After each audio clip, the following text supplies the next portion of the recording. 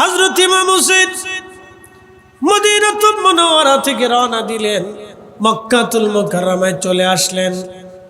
মক্কায় ইতিমধ্যে হযরত আব্দুল্লাহ ইবনে আব্বাস রাদিয়াল্লাহু আনহু চলে আসলেন, আব্দুল্লাহ ইবনে ওমরও চলে আসলেন, আব্দুল্লাহ ইবনে জুবায়েরও চলে আসলেন রিদওয়ানুল্লাহি তাআলা আলাইহিম আজমাইন। মক্কায় এসে তারা ভোট করলেন, আমরা মক্কাতে থাকব, কারণ মক্কাবাসী ইমাম হুসাইনকে সমর্থন করে। মক্কার মুসলমান যদি ইমাম হুসাইনকে সমর্থন করে, সারা পৃথিবীর মুসলমানরা ইমাম হুসাইনকে মেনে নেবে।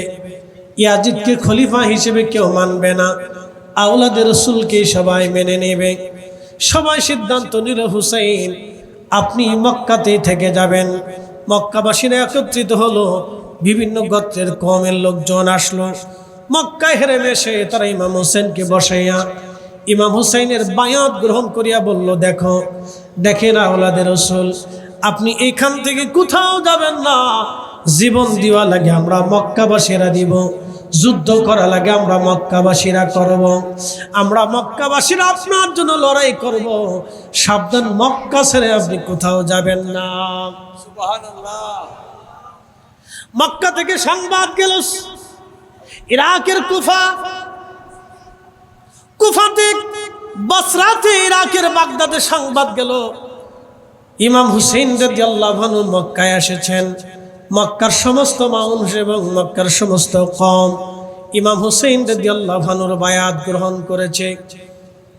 কুফার মানুষ চিঠি লেখা শুরু করলো, ওয়াহালা বাইতে রাসূল, আওলাদ রাসূল আপনি কুফা নগরে চলে আসেন, আমরা কুফাবাসীরা জীবন আর যৌবন দিয়া, অর্থবিত্ত দিয়ে আপনার বায়াত নিয়ে আপনার সাথে আপনার পাশে থাকব, সামনে পিছনে এবং সাথে থেকে আপনার জন্য জিহাদ করব, শহীদ হব, আপনি চলে আসেন, আমরা কুফাবাসী আপনার কাছে বায়াত নেব।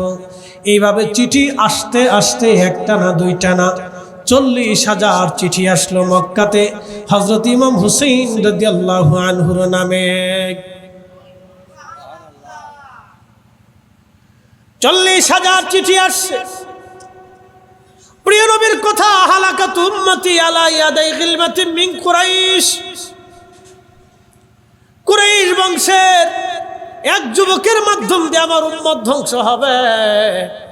59 হিজরির একেবারে শেষ প্রান্ত, 60 হিজরি আসবে। মুহররম মাস তখনও আসে নাই, কারণ আরবি মাস মুহররম দিয়ে বছরের শুরু হয়ে যায়। আর হযরত আবু হুরায়রা দোয়া করতেন, আল্লাহুম্মা লা তুদরিকনি সানাতুস সিত্তিনা ওয়ালা ইমারাতুস সিবিয়ান, আল্লাহ 60 হিজরির যুবকের শাসন থেকে তুমি আমাকে বাঁচাও, তার ফিতনা থেকে তুমি আমাকে বাঁচাও। দেখেন সমস্ত মক্কাবাসী বলল, হুসাইন রাদিয়াল্লাহু আনহু আপনি মেহেরবানি করে মক্কা থেকে যাবেন না, আমরা মক্কাবাসী আপনার কাছে বায়াত নিলাম, জীবনের সবটুকুন দিয়ে আপনার সাথে আমরা জিহাদ করব, আপনার ডানে বামে পিছনে থেকে আমরা বেঈমানদের সাথে, দুশমনের সাথে লড়াই করব, আপনার নিরাপত্তা দিব, আমরা জীবন দিয়ে আপনার পক্ষে লড়াই করব। মক্কাবাসীর ওয়াদা ছিল সঠিক, কিন্তু কুফার মানুষেরা তারা চিঠি লেখলো ইমাম হুসাইন বরাবর, একটা না দুইটা না 40,000 চিঠি ইতিমধ্যে এসে গেল। হযরত ইমাম হুসাইন রাদিয়াল্লাহু আনহু তিনি চিঠি 40,000 চিঠি আসার পরে চিন্তা করলেন, এত মানুষ আমার আনুগত্য চায়, যদি তাদের ডাকে সাড়া না দিই, কিয়ামতের ময়দানে যদি তারা কিয়ামতের ময়দানে আমি আমার নানার দরবারে কি জবাবদিহিতা করব সেই দিন। এত মানুষ চিঠি পাঠাইল। মুসলিম বিন আকিলকে বললেন, মুসলিম আমি তোমাকে একমাত্র বিশ্বাস করি, তুমি আমার ভাই, তোমার 2টা সন্তান নিয়ে তুমি রওনা হয়ে যাও, ইরাকের কুফা নগরে যাবা। কুফার মানুষের হাল হকিকত জানার পরে, তাদের চেতনা সিদ্ধান্ত জানার পরে তুমি আমার কাছে চিঠি লিখবা, তোমার চিঠির প্রেক্ষিতে আমি হুসাইন কুফা নগরের দিকে রওনা দেব। সুবহানাল্লাহ। হযরতে মুসলিম বিন আকিল, মনোযোগ দিবেন, হযরতে মুসলিম বিন আকিল তার 2টা সন্তান নিয়ে রওনা করলেন। বিবি মারা গেছে, বাচ্চাদের মা নাই, সন্তানদেরকে কোথায় রেখে যাবেন নিজের সাথে করে রওনা দিলেন। তিনার তো চিন্তা ছিল ভিন্ন রকম, পরিস্থিতি জানার পরে আমি চিঠি পাঠাবো। তিনি কুফা নগরে চলে গেলেন। কুফা নগরে যাওয়ার পরে কুফার যিনি গভর্নর ছিলেন প্রথম দিকের গভর্নর আহলে বায়াত প্রেমী ছিল। ইমাম হুসাইন রাদিয়াল্লাহু আনহুকে মহব্বত করতেন। মুসলিম বিন আকিল যখন কুফা নগরে গেলেন, কুফার মানুষদেরকে ডাকলেন, আমি মুসলিম বিন আকিল, ইমাম হুসাইন রাদিয়াল্লাহু আনহু আমাকে পাঠিয়েছে, বলো তোমাদের মতামত জানার জন্য আসছি। সবাই মুসলিম বিন আকিলকে নিয়ে গেল। এক এক করে 40,000 মানুষ মুসলিম বিন আকিলের হাতে ইমাম হুসাইন রাদিয়াল্লাহু আনহুর নামে বায়াতে তাজদীদ হলো। হযরতে মুসলিম বিন আকিল 40,000 মানুষ নিয়ে বায়াত হয়ে যাওয়ার পরে তিনি চিঠি লিখলেন, ওহে আওলাদে রাসূল ইমাম হুসাইন, দেরি করবেন না, আমার চিঠি পাওয়া মাত্রই আপনি রওনা দিবেন। কারণ কুফার গভর্নর, আপনার ইরাকের কুফার অঞ্চলের অবস্থান ভালো। ইতিমধ্যে আমার হাতে 40,000 মানুষ আপনার নামে বায়াত নিয়েছে। চিঠি পাওয়া মাত্র আপনি আর দেরি করবেন না, আপনি রওনা হয়ে যাবেন। যে সময় তিনি চিঠি লিখলেন, চিঠি এবং দূত মারফত, তিনি বার্তাবাহক মারফত চিঠি মদিনার দিকে প্রেরণ করলেন। কিন্তু চিঠি লেখার কয়েকদিন পরে উবাইদুল্লাহ ইবনে জিয়াদ যখন গভর্নর হয়ে আসলেন, গভর্নর হয়ে আসার পরে তিনি জানতে পারলেন ইরাকের কুফা নগরে 40,000 মানুষ ইতিমধ্যে মুসলিম বিন আকিল রাদিয়াল্লাহু আনহুর হাতে ইমাম হুসাইন রাদিয়াল্লাহু আনহুর নামে বায়াত নিয়ে ফেলেছে। তিনি চিন্তা করলেন যে কোনো মূল্যে তাদেরকে ভয়ভীতি দেখাই হলো ফিরে নিয়ে চলে আসা লাগবে। তখন উবাইদুল্লাহ ইবনে জিয়াদ হযরত মুসলিম বিন আকিল রাদিয়াল্লাহু আনহুকে ধরে নেওয়ার জন্য সৈন্য পাঠাইলেন। মুসলিম বিন আকিলকে বাঁচানোর জন্য 40,000 মানুষ শস্ত্র নিয়ে গভর্নর হাউজের সামনে মুসলিম বিন আকিলের নেতৃত্বে চলে আসলেন। উবাইদুল্লাহ ইবনে জিয়াদ গভর্নর হাউজের মেন ফটক বন্ধ করে দিলেন। বন্ধ করে দেওয়ার পরে 40,000 মানুষ ওই গভর্নর হাউস অবরোধ করে রাখছে। উবাইদুল্লাহ ইবনে জিয়াদ তিনি গভর্নর হাউসের উপরে দাঁড়ায়া বললেন, হে কুফাবাসী, তোমরা শুনে নাও, আমারে ইয়াজিদ সুদূর সিরিয়া থেকে, দামেস্ক থেকে আমাকে পাঠানো হয়েছে। আমি তোমাদের গভর্নর। তবে শুনে রাখো, তোমরা যদি তোমাদের মায়ের কোল খালি করতে না চাও, সন্তানদেরকে এতিম বানাইতে না চাও, তাহলে দ্রুত গতিতে মুসলিম বিন আকিলের পিছন থেকে সরে তোমরা চলে যাও। কারণ সুদূর সিরিয়া থেকে হাজার হাজার সেনা সৈন্যবাহিনী কুফার দিকে রওনা হয়ে গেছে তোমাদের সাথে যুদ্ধ করার জন্যে। তোমরা জীবনও সিরিয়ান সৈন্যদের সাথে যুদ্ধ করে পারবে না, কারণ হাজার হাজার সৈন্য আসতেছে এই কুফাকে একেবারে ভুলুণ্ঠিত করে দেওয়ার জন্যে। যদি তোমরা আমার কথা মেনে নাও তাহলে তোমরা বেঁচে যাবে, আর আমার কথা যদি না শোনো তাহলে তোমাদেরকে হত্যা করা হবে, তোমাদের সন্তানদেরকে হত্যা করা হবে, তোমাদের স্ত্রীদেরকে দাসী বানানো হবে। চলে গেলেন তিনি। যেতে যেতে একা তিনি এখন করবেন কি? কুফা নগরের প্রত্যেক বাড়ির সামনে দিয়ে যায়, শোনো আমি মুসলিম বিন আকিল, রসুলের বংশ, দরজাটা খোলো, রাত হয়ে গেছে, আমাকে একটু আশ্রয় দাও, আমি তোমাদের কাছে আশ্রয় চাই, আমি তো মেহমান। আমার 2টা কলিজার টুকরা সন্তান আছে, বাচ্চা আছে, ওদের মা নাই, আমি মদিনার থেকে আসছি, আমি তো তোমাদের মেহমান, আমার একটু জায়গা দাও, তোমাদের ঘরের মধ্যে একটু খাবারের ব্যবস্থা করো। যেই বাড়িতে গেল সেই বাড়ির সকল দরজা মহিলারা পুরুষরা বন্ধ করে দিল। একজন মানুষও মুসলিম বিন আকিল রাদিয়াল্লাহু আনহুর জন্য দরজা খুলে দিল না। ধরেন আমি বিপদগ্রস্ত হয়ে গেছি কোন এক এলাকাতে, গ্রামের মধ্যে ঢুকে বললাম, হে গ্রামবাসী, আপনারা আমাকে একটু আশ্রয় দেন, দরজা একটু খুলেন, আশ্রয় দেন। প্রত্যেকটা ঘরের দরজায় গেলাম, কোনো মানুষ আমাকে সাহায্য করলো না। কোনো মানুষ আমাকে আশ্রয় দিল না, সবাই দূর দূর করে তাড়িয়ে দিল। মুসলিম বিন আকিল খুবই ক্লান্ত হয়ে গেলেন, পেরেশান হয়ে গেলেন। আজ আমার আশ্রয়স্থল নাই, কেউ আমাকে আশ্রয় দিতে চায় না। তিনি হাঁটতে হাঁটতে হাঁটতে হাঁটতে বহু দূর যাওয়ার পরে দেখলেন এক মহিলা ঘরের দরজার সামনে বসে আছে।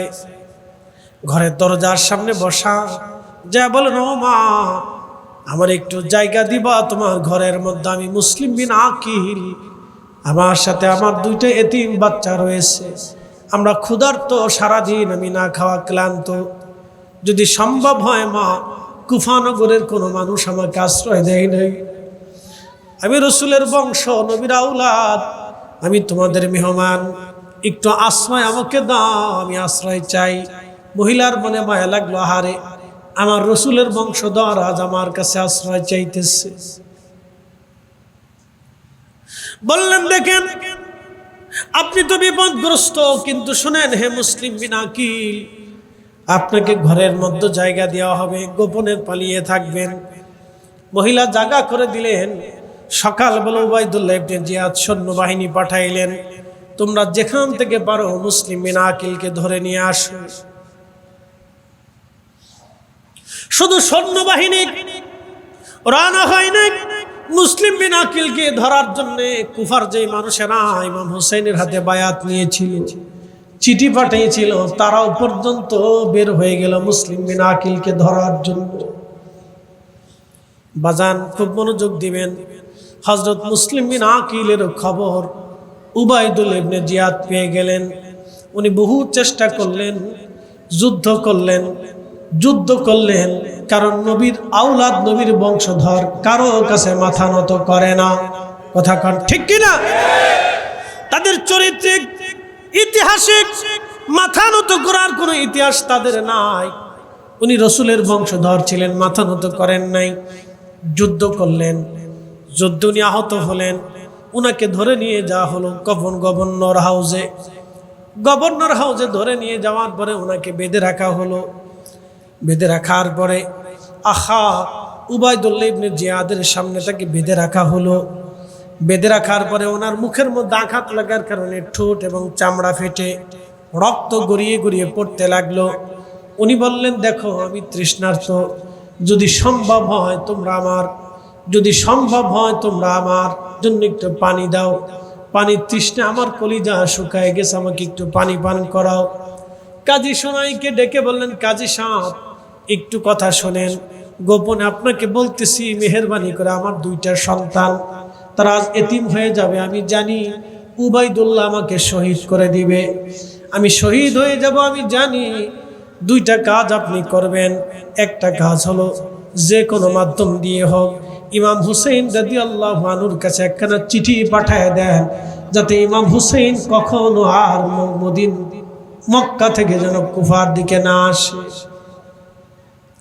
কারণ আমি তো তাকে চিঠি পাঠিয়েছি আসার জন্য, আমি জানি চিঠি পাওয়ার পরে ইমাম হুসাইন রওনা হবে। আপনি তাড়াতাড়ি চিঠি পাঠান, যেন আওলাদে রসুল ফিরে কুফা নগরে না আসে। কুফার পরিস্থিতি আর আমার অবস্থা জানা, আপনি একখানা চিঠি পাঠিয়ে দেন। কাজী সুরাই চিঠি লিখলেন বটে। কাজী সুরাইকে বললেন, কাজী আপনি আরেকটা কাজ করবেন, আমার দুইটা সন্তানকে যে কোনো মাধ্যম দিয়ে হোক মদিনায় তার আত্মীয় স্বজনের কাছে পাঠানোর ব্যবস্থা করবেন। কাজী সুরাই গোপনে দুইটা বাচ্চা নিয়ে গেলেন।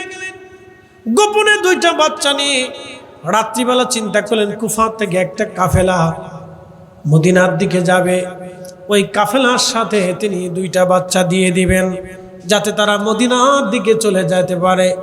কিন্তু কাজী সুরাই যখন গেলেন, তার কিছু সময় আগেই ওই কাফেলা পথ ছেড়ে চলে গেল, রাস্তা ছেড়ে চলে গেছে। কাজী সুরাই মুসলিম বিন আকিল রাদিয়াল্লাহু আনহুর দুইটা সন্তানকে বললেন, বেটারা, এখন তো আমি নিরুপায়, আমার আর কিছুই তোমাদের জন্য করার নাই, তোমাদেরকে তোমাদের ভাগ্যের উপরে ছেড়ে দিলাম। এই রাস্তা দিয়ে কাফেলা চলে গেছে, যদি সম্ভব হয় তুমি ওই রাস্তা দিয়ে তোমরা আগাইতে থাকো। ভাগ্য ভালো হলে তোমরা কাফেলা পেয়ে যেতে পারো, তোমরা দ্রুত গতিতে তাদের পথ অনুসরণ করবে। কাজী শরীক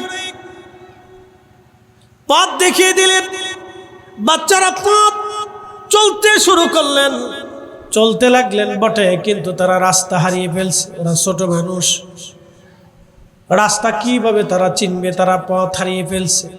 পথ হারাইয়া সারা রাত্র বলে ঘুরতে ঘুরতে ঘুরতে ঘুরতে সারা রাত্র বলে ঘুরতে ঘুরতে ঘুরতে ঘুরতে তারা সকালবেলা দেখলো সুবে সাদিক হয়ে গেছে, আমাদের রাস্তা ফুরায় না, কাফেলা আর আমরা খুঁজে পাই না। তারা একটা ছোট্ট ঝোপের মধ্যে এসে চুপচাপ বসে গেল। ওই ঝোপের পাশেই ছিল একটা কুয়া। মানুষেরা, মহিলারা সকালবেলা ফজরের নামাজ পড়ে ওই কুয়ার কাছে এসে কুয়ার পানি নেওয়ার জন্য তারা চেষ্টা করে। প্রত্যেক দিন ওই মহিলারা কুয়ার থেকে পানি আনতে যায়। আজকেও সকালবেলা খুব ভোরে এক মহিলা পানি আনতে যাওয়ার পরে দেখে কুয়ার পাশেই ঝোপের পাশে দুইটা বাচ্চা একজন আরেকজনকে জড়িয়ে ধরে কুচুমুচু হয়ে বসে কাঁদতেছে। জিজ্ঞেস করলেন ওই মহিলা, বাবা তোমরা কারা? বলে আমরা মদিনার মানুষ, নবীজির বংশধর মুসলিম বিন আকিল রাদিয়াল্লাহু আনহুর দুইটা সন্তান। আমাদের মা ইন্তেকাল করেছেন, বাবা আজ উবাইদুল্লাহ ইবনে জিয়াদের জেলখানায় বন্দী। কিন্তু ইতিমধ্যে হযরত উবাইদুল্লাহ ইবনে জিয়াদ রাদিয়াল্লাহু উবাইদুল্লাহ ইবনে জিয়াদ হযরত মুসলিম বিন আকিল রাদিয়াল্লাহু আনহুকে শহীদ করে দিলেন। শহীদ হয়ে গেলেন মুসলিম বিন আকিল রাদিয়াল্লাহু আনহু। কাজী শুনাই চেষ্টা করলেন একটা চিঠি পাঠানোর জন্য। চিঠি রওনা হয়ে গেছে মদিনা মক্কার দিকে, কিন্তু ইমাম হোসেন রাদিয়াল্লাহু আনহু তার বহু আগে চিঠি পাওয়ার পরে তিনি ওনার সন্তানাদি আপনজন আত্মীয় স্বজন ৭২ জন নারী পুরুষ দিয়ে মোট ১০০ জনের একটা ছোট্ট কাফেলা নিয়ে উনি মক্কাতুল মুকাররমা থেকে কুফার উদ্দেশ্যে রওনা হয়ে গেলেন। ঠিক তখনই হযরত আব্দুল্লাহ ইবনে আব্বাস রাদিয়াল্লাহু আনহুর সামনে দাঁড়িয়ে গেলেন। হুসাইন, তুমি যেতে পারবে না, আমি তোমাকে কোনো মতে কুফা নগরে যেতে দেব না, কারণ আমি জানি কুফার মানুষের জবান একরকম, তলোয়ারের ব্যবহার অন্যরকম। কুফার মানুষের জবান একরকম, তলোয়ারের ব্যবহার অন্যরকম। তারা জবানে বলে এক কথা, তলোয়ার দিয়ে কথা বলে অন্য ভাষা। হুসাইন, তোমার চিঠিখানা আমি পড়েছি, তোমার নামে যে চিঠিগুলি কুফানগর থেকে আসছে, শোনো, আরবি ভাষা আমার উপরে বেশি কেউ দক্ষ না, আরবি ভাষার আমার অর্থ আমি বুঝি। আব্দুল্লাহ ইবনে আব্বাস বলেন, হুসাইন, আরবির ভাষা অনুযায়ী, চিঠির শব্দ অনুযায়ী আমার ঘিরান আসতেছে, কুফানগরের মানুষের চিঠির ভাষাও তেমন ভালো না। হুসাইন, তোমাকে আমি কুফানগরে যেতে দেব না। আমি জানি তুমি যদি কুফা যাও আর কোনোদিন তোমাকে আমি আর আমাদের মাঝে ফিরে পাবো না। হুসাইন রাদিয়াল্লাহু আনহু বললেন, ওগো আল্লাহর নবীর ভাই, ওগো আমার নানা, আমার ভাই, শোনেন গো, আপনি আমাকে বাধা দিবেন না। আমার নানা রাহমাতুল লিল আলামিন আমাকে স্বপ্ন দেখাইছে, আমাকে কুফানগরে যেতেই হবে, বাধা দিবেন না। তাকদীরে আমার রব যেটা লিখে রাখছে এটা খণ্ডন করার মতো কোনো সুযোগ আমারও নাই, আপনারও নাই। বিদায় দেন ভাইজান, নানা ভাই, আর কোনোদিন হয়তো আপনার সঙ্গে দেখা না হতে পারে। হযরত আব্দুল্লাহ ইবনে আব্বাস দাঁড়িয়ে দাঁড়িয়ে কাঁদতে লাগলেন আর বলেন, হুসাইন, আমার মন বলে তোমাকে চিরদিনের জন্য হারাইতেছি। মন বলে, রে হুসাইন, কোনোদিন আর তুমি মক্কায় নগরে ফিরে আসবে না। বুঝছি দুনিয়াতে হয়তো আর কোনোদিন তোমার সাথে দেখা হবে না। হযরত ইমাম হুসাইন রওনা দিলেন। দিতে দিতে বহু রাস্তা যখন চলে আসলেন, চলে আসার পরে ওনার কাছে চিঠি আসছে, হুসাইন, আপনি কুফা আসবেন না, মুসলিম বিন আকিলকে উবাইদুল্লাহ ইবনে জিয়াদ শহীদ করে দিয়েছে, তার দুইটা বাচ্চাকেও শহীদ করা হয়েছে। ইমাম হুসাইন বললেন, সাথীরা বলো, তোমরা কি ফিরে যাবে? তখন তারা বললেন, না, আমাদের ভাইয়ের রক্তের প্রতিশোধ আমরা নেব কুফাতে, আমরা ফিরে যাব না, অবশ্যই আমরা কুফা রওনা করব। হযরত ইমাম হোসেন রওনা করলেন, কিন্তু এই যে দুইটা বাচ্চা এই মহিলা তার ঘরের মধ্যে নিয়ে গেলেন।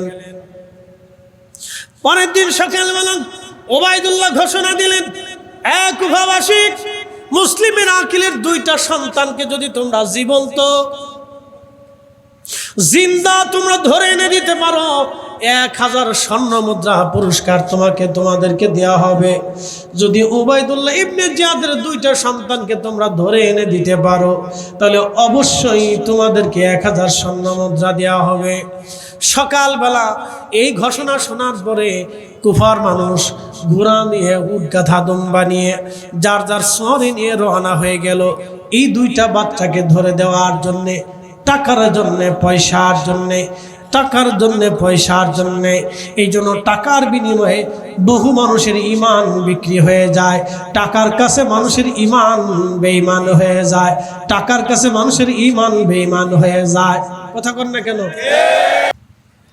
হযরত ইমাম হোসেন মুসলিম বিন আকিলের দুইটা সন্তান মহিলা তার বাড়ি নিয়ে চলে গেলেন। গোপনে রুমের মধ্যে নিয়ে খাবার দাবার খাওয়া ঘুম পড়াইতে বলেন, বেটারা তোমরা এখানে থাকবা, আমি না ডাকলে কখনো বের হবা না, তোমরা অন্দরমহলের ভিতরেই থাকবা, সাবধান। মহিলার স্বামীর নাম ছিল হারেস। এই হারেসও বের হয়ে গেল ঘোড়ায় সওয়ার হয়ে দুইটা সন্তানকে ধরে দেওয়ার জন্যে, কারণ তার ইচ্ছা ধরে দিতে পারলে 1000 স্বর্ণ মুদ্রা পাওয়া যাবে। 1000 স্বর্ণ মুদ্রা বর্তমান পৃথিবীতে অন্তত কয়েকশো কোটি টাকা হবে।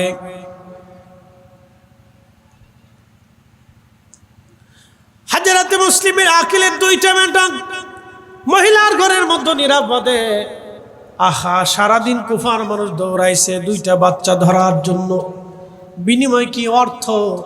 টাকার জন্য তারা বেঈমান হয়ে গেল, অর্থের কাছে তারা মাথা নিচু করলো, ক্ষমতার কাছে তারা মাথা নত করলো। এই জন্য যুগে যুগে যুগে যুগে ক্ষমতাকে কেন্দ্র করে মানুষ মাথা নত করে, অর্থকে কেন্দ্র করে মানুষ মাথা নত করে। পটিয়ার মুসলমান সোনাহারাবাসী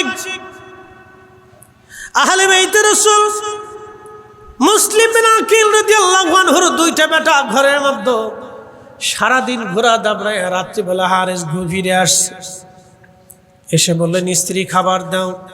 সারাদিন ঘোরা দাবড়াইছি, সারাদিন দৌড়াদৌড়ি করছি, খাবার দাও। মুসলিম বিন তখন ওই মহিলা তার স্বামীকে খাইতে দিলেন। মুসলিম বিন আকিল রাদিয়াল্লাহু আনহুর দুইটা বেটা ঘরের মধ্যে ঘুমিয়ে আছে। তারা স্বপ্নের মধ্যে দেখতেছে তার বাবাকে জবাই করা হচ্ছে। এই স্বপ্নখানা দেখার পরে দুইটা ভাই চিৎকার দিয়ে উঠছে, কান্না করে উঠছে। এক ভাই আর এক ভাইকে জড়িয়ে ধরছে। ছোট্ট দুইটা বালক বাচ্চা, দুই ভাই বসে বসে কাঁদতেছিল। তখন এই হারেস ডাক দিয়ে বলল, বিবিরে, ঘরের মধ্যে কার বাচ্চা কান্না করে? বলে, স্বামী তুমি খাবার খাও, পাশের বাড়ির বাচ্চা আমাদের ঘরে ঘুম পাড়ায় রেখে গেছে, সেই জন্য হয়তো ওরা ভয় পেয়ে কান্না করতেছে। তখন হারেস ডাকতে বলো, না রে বিবি, কান্নার আওয়াজে তো আমাদের কুফার সন্তান মনে হয় না, কান্নার আওয়াজে তো মদিনার বাচ্চাদের কান্নার আওয়াজ মনে হচ্ছে। বলে, না, আপনি খাবার খান, পাশের বাড়ির আমাদের পাড়ার এক বাচ্চা রেখে দিয়ে গেছে, বাচ্চাদেরকে রেখে দিয়ে গেছে, ঘরে জায়গা হয় না। স্ত্রী বোঝানোর চেষ্টা করে, স্বামী বলে না। পুরুষ মানুষ খাবার রেখে উঠে যাইয়া ঘরের ভিতরে অন্দরমহলের দরজা খুলে দেখে দুইটা বাচ্চা বসে বসে কাঁদে। সুন্দর চমৎকার সুন্দর চেহারার অধিকারী। জিজ্ঞেস করলো, তোমরা কে? বাচ্চা দুইটা বুঝতে পারে নাই, তারা সরল সোজা উত্তর দিল, আমরা মুসলিম বিন আকিল রাদিয়াল্লাহু আনহুর সন্তান। হারেস ডাক দিয়ে বলতেছে, আরে বেটারা, সারাটা দিন তোদেরকে ধরার জন্য ঘোড়া দামড়াইছি, তোদেরকে মুসলিম বিন আকিলের বেটা তোরা, আমার ঘরের মধ্যে তোরা শিকারী, তোদেরকে ধরাই দিতে পারলে 1000 স্বর্ণ মুদ্রা আমি পুরস্কার পাবো, বিরাট অর্থ আমার ভাগ্যে আসবে। ঘর থেকে টেনে নিয়ে আসলো, স্ত্রী হাতে পায়ে ধরে, স্বামীরে সাবধান, মেহেরবানি করে আপনি এই কাজ করতে যাবেন না। স্বামী গো সাবধান, সাবধান, স্বামী গো এই কাজ করবেন না, মেহেরবানি করে এই কাজে যাবেন না। স্বামী বলে, না, সরপথ ছেড়ে দাও আমার সামনে থেকে। এই দুইটা বাচ্চা ধরিয়ে দিতে পারলে 1000 স্বর্ণ মুদ্রা পাবো। সম্পদের জন্য হারিস পাগল পাড়া হয়ে গেল, পাগল পাড়া। ওই মহিলা বহু চেষ্টা করতে লাগলো, বলে না কোনো কথাই কাজ হবে না। তখন হারিসের একজন গোলাম ছিল, হাবশি কালো নিগ্র একজন গোলাম একটা বর্ষা হাতে নিয়ে আসছে। বর্ষাখানা সামনে নিয়ে দাঁড়ায় বলল, মালিক, ছোট্টকাল থেকে আপনি আমাকে পালেন, পিতার মতো আদর করেন, আপনার স্ত্রী আমার মায়ের মতো আমাকে আদর করে, সন্তানের মতো আপনি আমাকে লালন পালন করেছেন।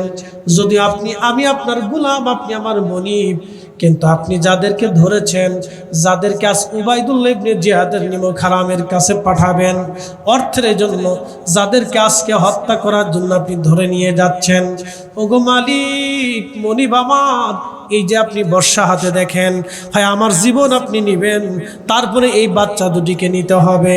আমার জীবন থাকা অবস্থায় এই নবীর আওলাদদেরকে দুশমনের হাতে ছেড়ে দিতে পারবো না। একবার চিৎকার মেরে বলেন আল্লাহু আকবার। চেহারা দেখে আল্লাহর কাছে পরিচয় পাওয়া যায় না। সুন্দর পাগড়ি, সুন্দর পোশাক দিয়ে ক্ষমার আশা করা যায় না। অনেক ডিগ্রি আর সার্টিফিকেট দিয়ে আল্লাহর দরবারে আদালতে নিষ্পাপ হওয়ার কোনো বাসনা নাই, আশা করা যায় না। অনেক অর্থবিত্ত দিয়ে আল্লাহর কাছে ক্ষমার আশা করা যায় না।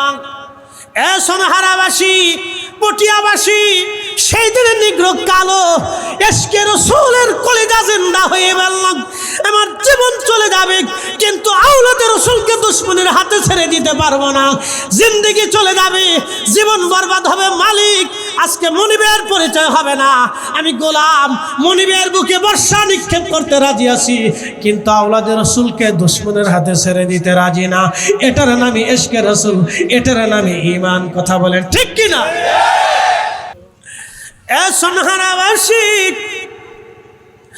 এবার হারিস ডাক দিয়ে বলতেছে, আরে গোলাম, তাহলে তুই আগে মার। গোলাম ডাক দিয়ে বলতেছে, মালিক রে, আমি শহীদ হয়ে যেতে পারি, আমি আওলাদে রাসূলের জন্য শহীদ হয়ে যাব, কিন্তু দুশমনের হাতে তাদেরকে ছাড়ব না। মালিক আর গোলামের মধ্যে লড়াই শুরু হয়ে গেল, প্রচন্ড যুদ্ধ করে।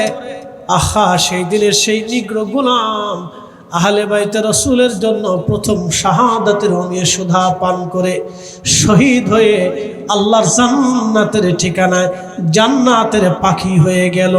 একবার আওয়াজ তুলে বলা যাবে কি মারহাবা।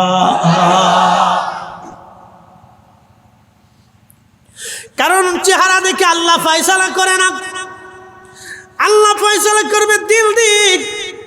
ইন্না আকরামাকুম ইনদাল্লাহি আতকাকুম।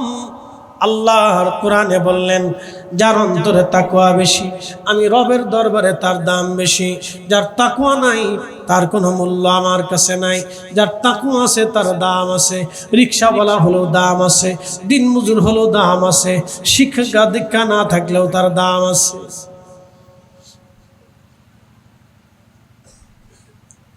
শিক্ষা দিয়ে যদি কিয়ামতের ময়দানে নাজাতের রাস্তা হতো, তাহলে ওয়াসাল কারণী কিয়ামতের ময়দানে কিছু পেত না, কারণ তার কোনো লেখাপড়া নাই। কি কথা বলেন?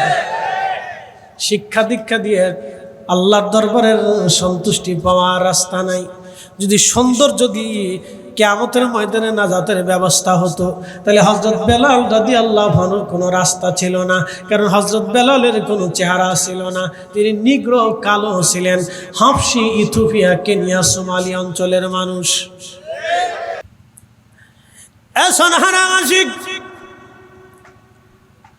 যদি অনেক অর্থ দিয়ে নাজাতের রাস্তা হতো, তাহলে হযরত আবু যর গিফারি রাদিয়াল্লাহু আনহুর কোনো রাস্তা ছিল না, কারণ ওনার একটা পয়সাও ছিল না। সারা জীবনে এক জুব্বা দিয়ে কাটিয়ে গেছেন তিনি। একটা জুব্বা ছিল তার আর কোনো জুব্বা ছিল না।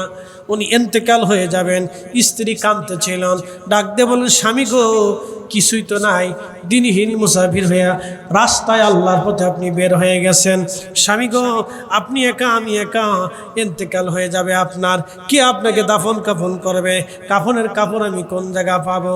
আবু যর গিফারি মুস্কি হাসি দিয়ে বলেন, বিবি রে, চিন্তা করিও না, আমার রসুল আমাকে বলেছেন, আবু যর তুমি থাকবা একা, মারা যাবা একা, কিন্তু তোমার জানাজায় বহু মানুষ শরীক হবে। চিৎকার মেরে জোরে বলেন আল্লাহু আকবার। নবী জানেনি? আসতে বলেন কেন, জানেনি? হযরত ইমামে মাকাম হুসাইন রাদিয়াল্লাহু আনহুর পবিত্র শের মোবারক নিয়ে যাওয়া হলো কুফা।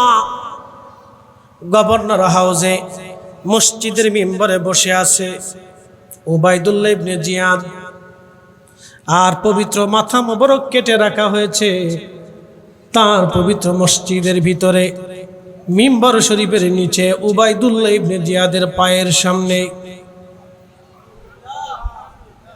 আহা, এই দৃশ্যখানা যে কেউ দেখুক তার কলিজায় মানার কথা না।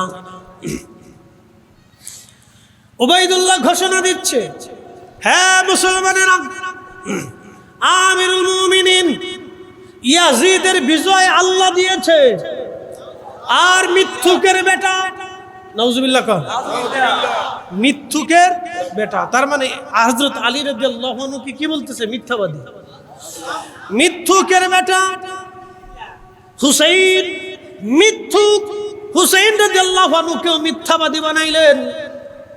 আখা উবাইদুল্লাহ বলতেছেন, মিথ্যুকের বেটা, মিথ্যুকের পরাজয় আল্লাহ দিয়েছেন, নাউজুবিল্লাহি মিন যালিক। ঠিক তখনই মসজিদের ভিতরে হাজার হাজার মুসলমান নামাজের জন্য আসছে, শত শত মুসলমান নামাজের কাতারে বসা। মসজিদের মধ্যে কোনো খ্রিস্টান ছিল না, কোনো ইহুদি ছিল না, কোনো শিখ ছিল না, কোনো জৈন ছিল না, কোনো মাজুসি ছিল না, কোনো হিন্দু ছিল না। ওই মসজিদের মধ্যে যারা বসা ছিল সবাই কালমা পড়নেওয়ালা মুসলমান। সেই জমানার মুসলমান নামাজ কাজা করতো না, সেই জমানার মুসলমান দাড়ি চাচত না, সেই জমানার মুসলমান মাথার থেকে পাগড়ি নামাইতো না। সবার মাথায় পাগড়ি, সবার মুখে দাড়ি, সবার গায়ে আল খেল্লা জুব্বা, কাতারে দাঁড়ানো, কাতারে বসা, নামাজের কাতার।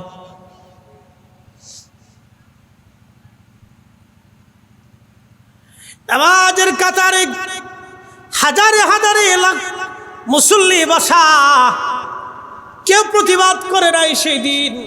কিন্তু মসজিদের এক কোণে একজন বসা ছিলেন, তার নাম হযরত ইবনে আফিফ, পুরা নাম আব্দুল্লাহ ইবনে আফিফ রাদিয়াল্লাহু তাআলা আনহু।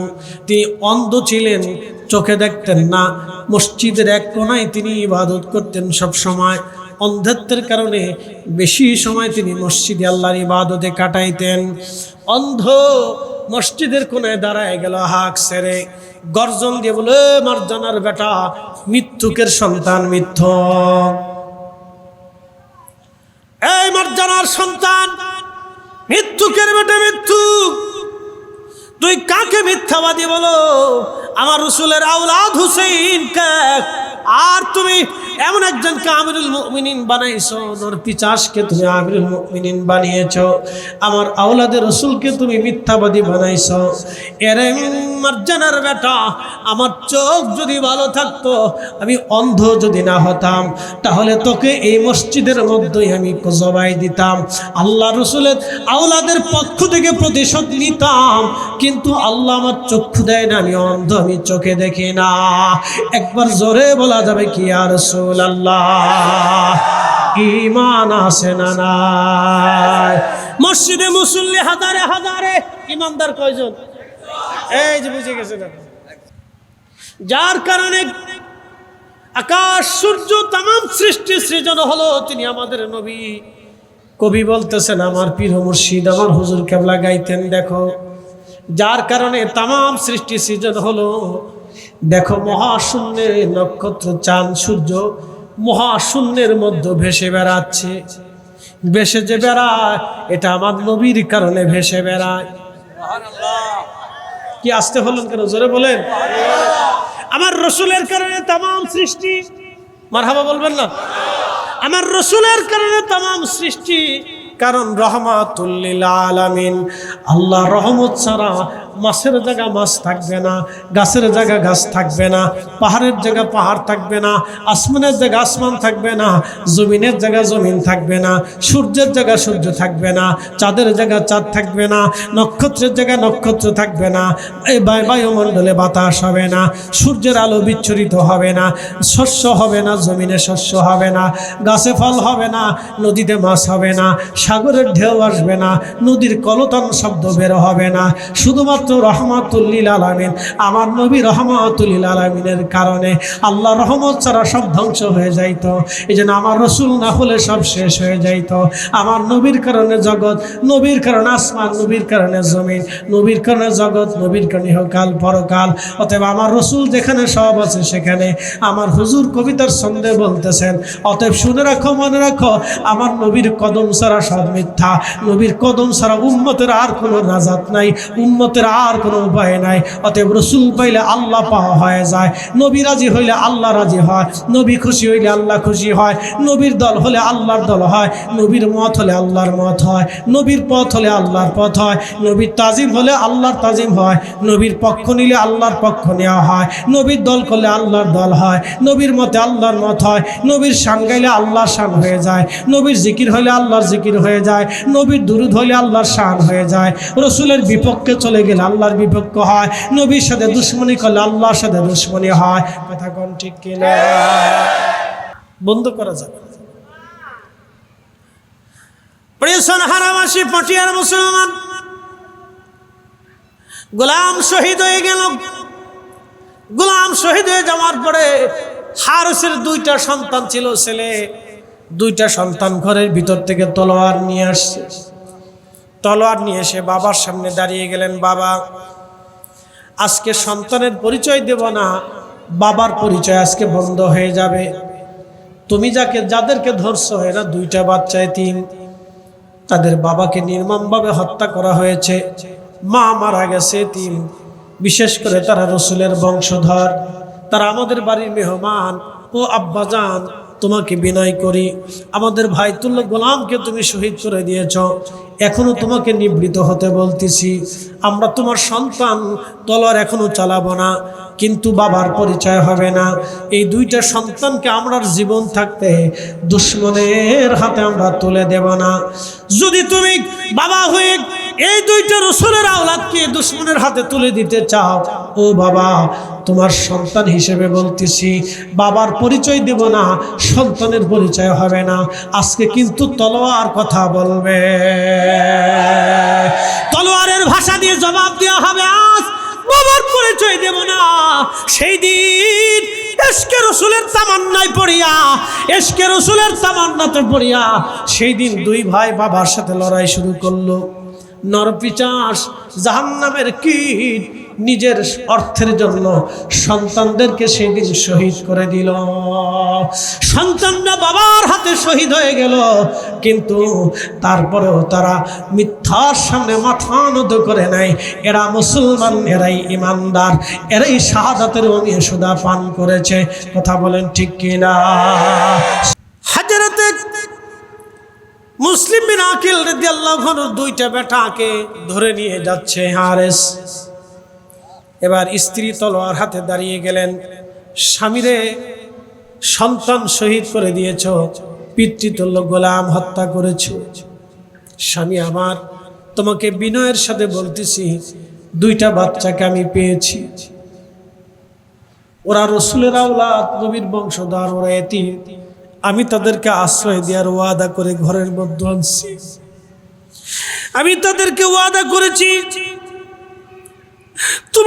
ওদেরকে আমি অভয় দিয়েছি, আমার ঘরের মধ্যে এনে আমি তাদেরকে আশ্রয় দিয়েছি।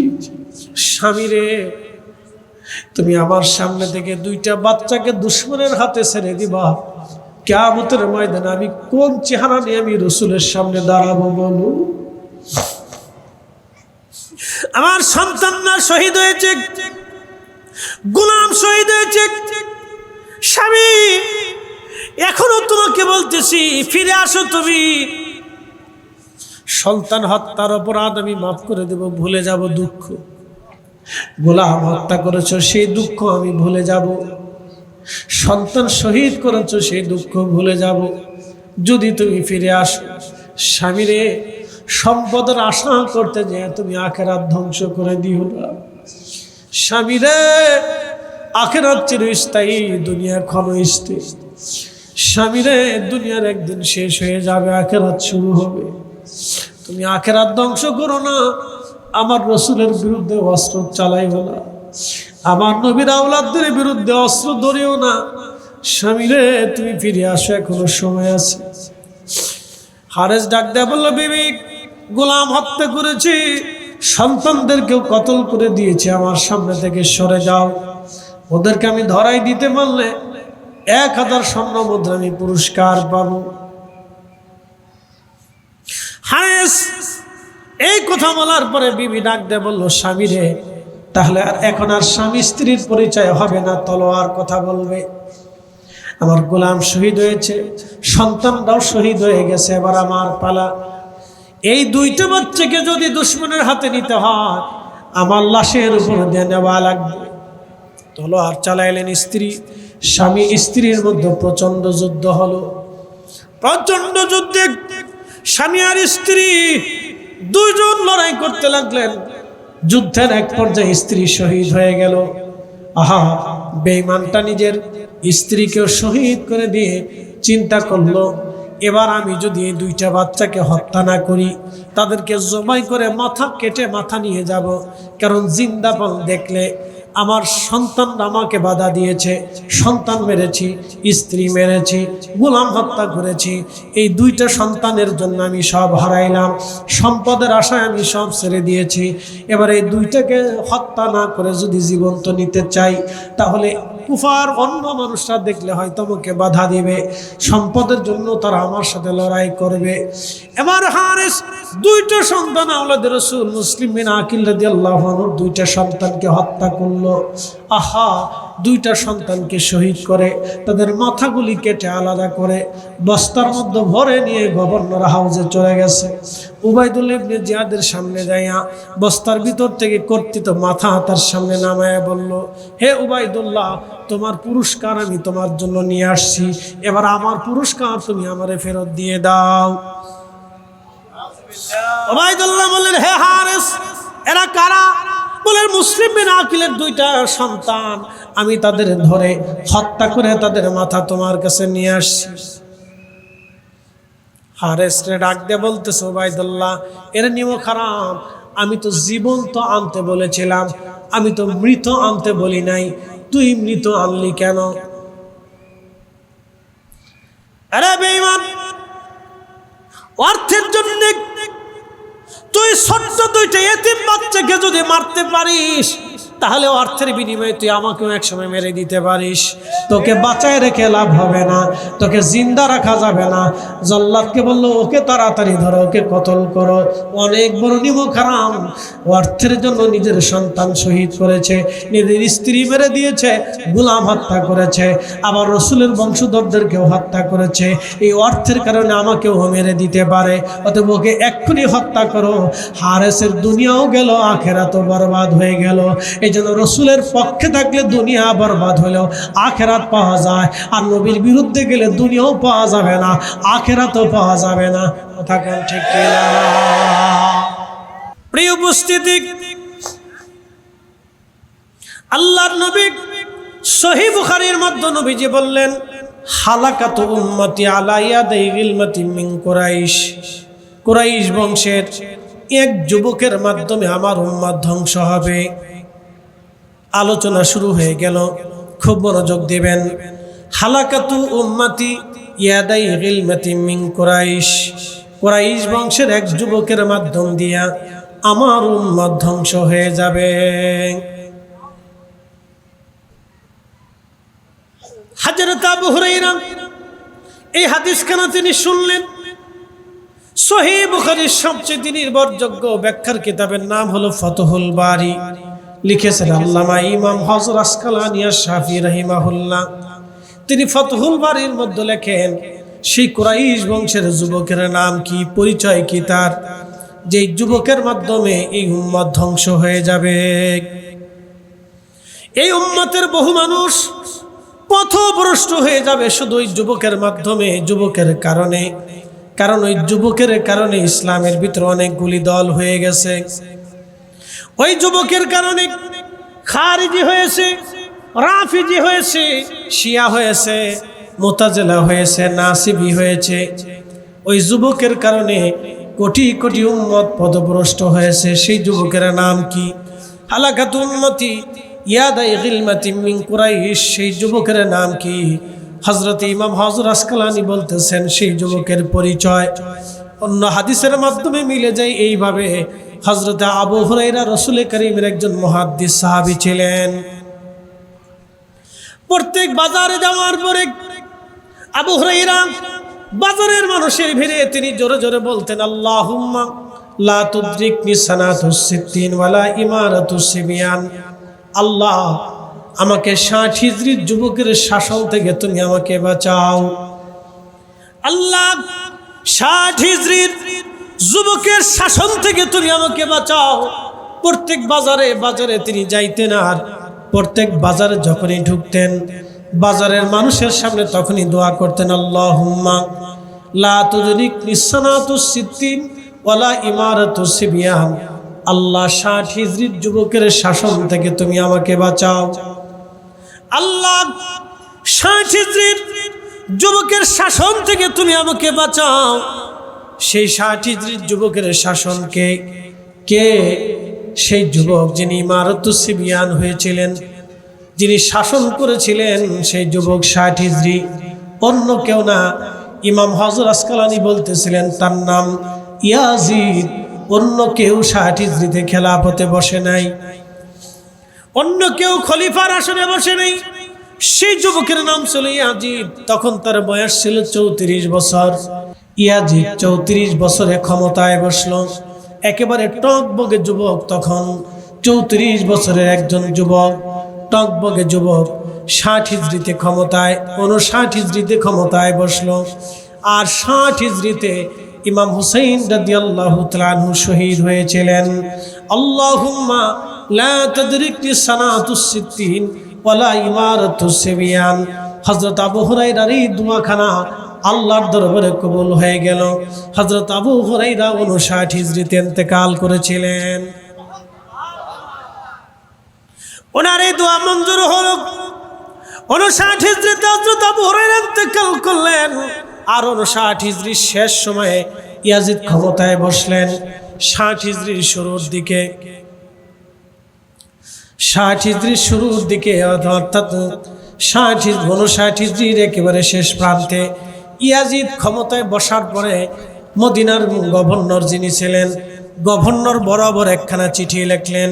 চিঠির মধ্যে লিখলেন, গভর্নর, আমি খলিফার আসনে বসেছি, অতএব তুমি 4 জনের কাছ থেকে আমার বায়াত গ্রহণ করে নিবে। একজনের নাম হযরত হুসাইন ইবনে আলী, আরেকজনের নাম হযরত আব্দুল্লাহ ইবনে ওমর, আরেকজনের নাম আব্দুল্লাহ ইবনে আব্বাস, আরেকজনের নাম আব্দুল্লাহ ইবনে জুবাইর রিদওয়ানুল্লাহি তাআলা আলাইহিম আজমাইন। এই 4 জনই আল্লাহর নবীর সাহাবী ছিলেন। 1 নম্বর হযরতে হুসাইন ইবনে আলী রিদওয়ান রাদিয়াল্লাহু আনহুমা, আরেকজনের নাম আব্দুল্লাহ ইবনে আব্বাস রাদিয়াল্লাহু আনহুমা, আরেকজনের নাম হযরতে আব্দুল্লাহ ইবনে ওমর রাদিয়াল্লাহু আনহুমা, আরেকজনের নাম হযরত আব্দুল্লাহ ইবনে জুবাইর রাদিয়াল্লাহু আনহুমা। এরা 4 জনই সাহাবীর বেটা, সাহাবী ছিল। একবার জোরে বলা যাবে কি মারহাবা। হাজরাতে আব্দুল্লাহ ইবনে ওমর হযরত ওমরের বেটা, হযরত আব্দুল্লাহ ইবনে আব্বাস হযরত আব্বাস রাদিয়াল্লাহু আনহুর বেটা, হযরত আব্দুল্লাহ ইবনে জুবাইর তিনি হযরত জুবাইর রাদিয়াল্লাহু আনহুর বেটা, হযরতে ইমাম হুসাইন যিনি শেরে খুদা মাওলা আলী রাদিয়াল্লাহু আনহুর বেটা। 4 জন সাহাবীর ছেলে সাহাবী, 4 জন সাহাবীর ছেলে সাহাবীর কাছ থেকে তুমি আমার বায়াত নিয়ে নেবা। এখন আপনারা বলেন তো, সাহাবীর ছেলে সাহাবী ইয়াজিদ নামক এক পাপিষ্টের হাতে কি আর বায়াত নেবে? মদিনার যিনি গভর্নর ছিলেন, এই গভর্নর তিনি চিঠিখানা পাওয়ার পরে খুব চিন্তায় পড়ে গেলেন, সর্বনাশ হয়ে গেছে। এখন আমি তো জানি চারজনের কেউ আমাদের কাছে চারজনের কেউ ইয়াজিদের কাছে বায়াত নেবে না। তিনি হযরত ইমাম হুসেনকে ডাকলেন, গভর্নর হাউসে ডেকে নিয়ে বললেন, আওলাদ রাসূল, আমি জানি আপনি উচ্চ বংশের সন্তান, আমি জানি আপনার শরীরে রহমতের নবী রক্ত প্রবাহিত হয়। ওগো হুসাইন, ইয়াজিদ থেকে চিঠি আসছে, খেলাফতের আসনে সে বসে গেছে, আপনাদের বায়াতের আনুগত্য ইয়াজিদ চায়। যদি আনুগত্য করেন ছেড়ে দিতে বলেছে আপনাকে, যদি আনুগত্য না করেন হত্যা করা হবে আপনাকে। আমি চাই না আপনারা আমার হাতে আপনারা হত্যা হয়ে যান, মেহেরবানি করে আপনি বায়াত নিয়ে নেন। হযরত ইমাম হুসাইন ডাক দিলেন, এ গভর্নর, আমার শরীরে রাহমাতুল লিল আলামিনের রক্ত প্রবাহিত হয়, আমার শরীরে শেরে খুদা আলী রক্ত প্রবাহিত হয়, আমার শরীরে সাইয়্যিদাতুন নিসাই আহলিল জান্নাহ হযরত ফাতিমাতুজ জাহরা রাদিয়াল্লাহু আনহার রক্ত প্রবাহিত হয়।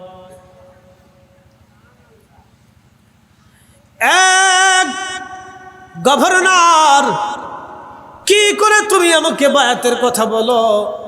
আমি আলীর বেটা, অন্ধকারে কখনো বায়াত নেই না।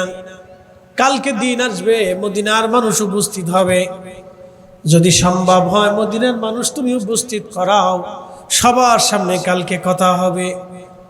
তখন তিনি পরামর্শ দিলেন, গভর্নর হুজুর, মনে কিছু নেবেন না, তাহলে একটা কথা শোনেন, মদিনাটা আপনার জন্য নিরাপদ জায়গা না। আপনি মদিনার থেকে মক্কাতুল মুকাররমায় চলে যান, কারণ আমি জানি আপনি বায়াত না নিলে আপনার উপর তলোয়ার আমার চালাইতে হবে, আর আমি চাই না আওলাদে রসুলের বিরুদ্ধে তলোয়ার চালাই আমি আখিরাত ধ্বংস করে দেই।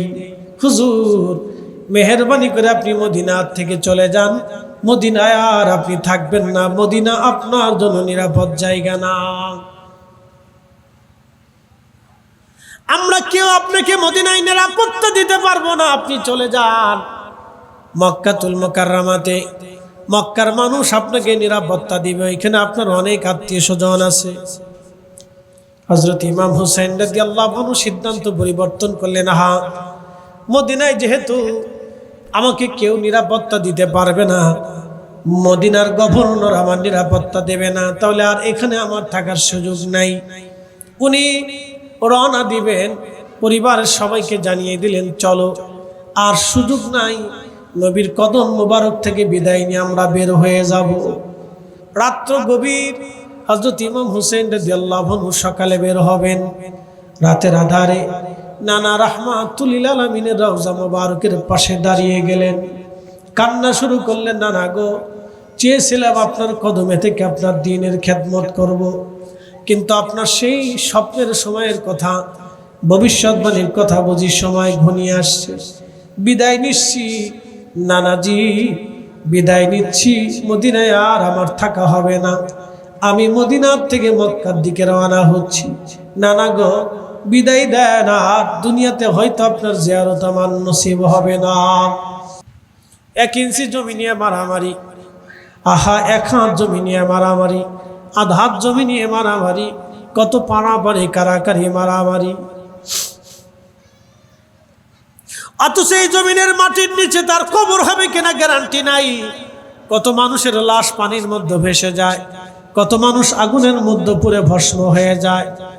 আহা, কতজনের লাশ শনাক্ত করা যায় না, একেবারে শেষ নিঃশেষ হয়ে যায়। এই জমিনে অনেকের জায়গা বরাদ্দ হয় না। আহা, বাংলাদেশের সবচেয়ে বড় ধনী ব্যক্তি যিনি বসুন্ধরার মালিক, আপনি যমুনার মালিক বলেন, বসুন্ধরার মালিক, বেক্সিমকো, আরো বড় বড় কোম্পানি, এই বড় বড় গ্রুপ ইন্ডাস্ট্রির মালিক যারা বলেন, বন্ধু খুব মনোযোগ দিয়ে কথা শোনেন, তার কবর হবে মাত্র 3.5 হাত। এই সনহারার জমিনে 1 শতক জমিন যার নামে লেখা নাই, সরকারি কাগজে নাই, দলিলে নাই, আর সিএসবিএস নাই, এসেতে নাই, কোনো রেকর্ড নামাইতেই তার নাম নাই, তার বাবার নাম নাই, গোষ্ঠী জ্ঞাতের নামও নাই, 100 টাক জমিনও তার জন্য বরাদ্দ নাই, কিন্তু কবর হবে তার জন্য 3.5 হাত। পৃথিবীতে একজনের হাজার হাজার বিঘা সম্পত্তির মালিক, তার জন্য মাটি হবে 3.5 হাত। আর 100 টাক জমিন যার নাই তারও 3.5 হাত।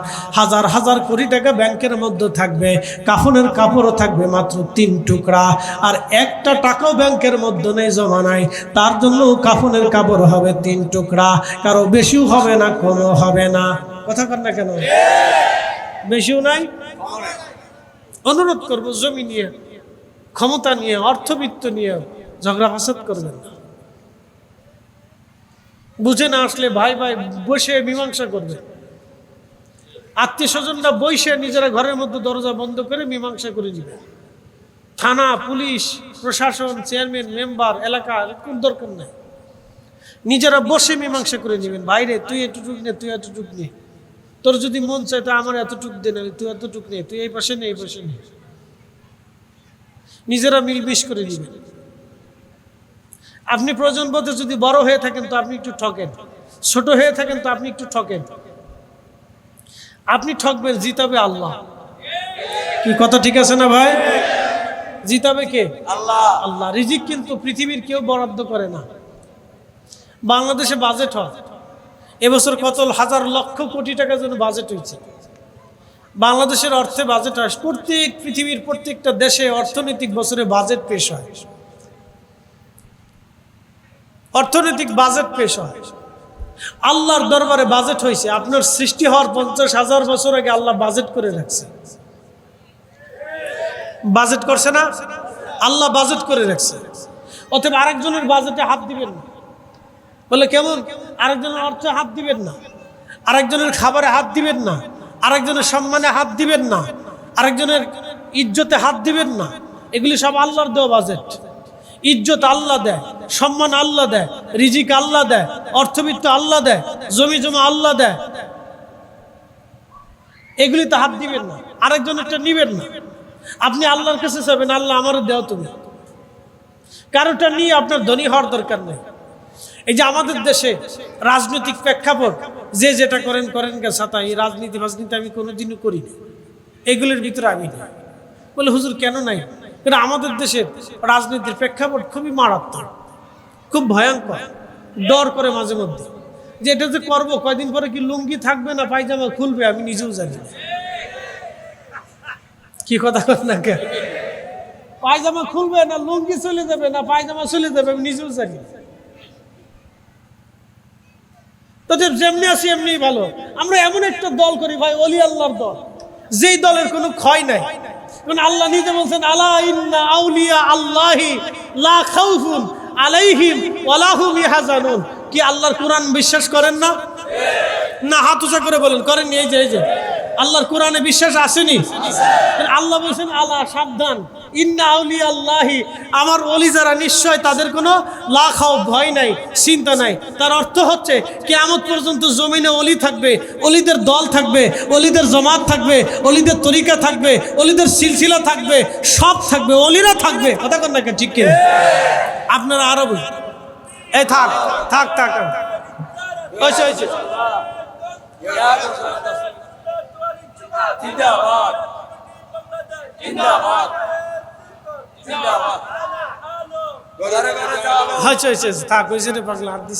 সময় কম, মনোযোগ দেন, বুঝাইতেছি। এখন বাংলাদেশের জন্ম কত বছর?